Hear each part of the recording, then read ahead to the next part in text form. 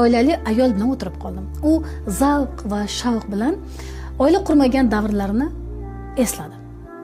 Oila qurmagan ayol bilan o'tirib qoldim. U oilalilar hayotini hasad qilib gapirdi. Badavlat ayol bilan gaplashib qoldim. U zavq shavq bilan oddiy va soddadil odamlar haqida gapirdi. Kambag'allar bilan gaplashib qoldim. Ular kambag'alliklaridan nolib boylikka oshiq ekanligini aytdilar. Ziyoli ayol bilan gaplashdim. U johillik hukmron surgan davrdagi ilmdan shikoyat qilib qoldi. Johil ayol bilan gaplashdim. U ilmga erisha olmagandan shikoyat qilardi.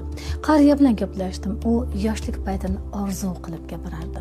Yosh bola bilan gaplashdim. U qachon sizlar kabi katta bo'laman der edi. Keyin o'zim yakka qolib o'tirib, o'zimga o'zim bular haqida gapirdim.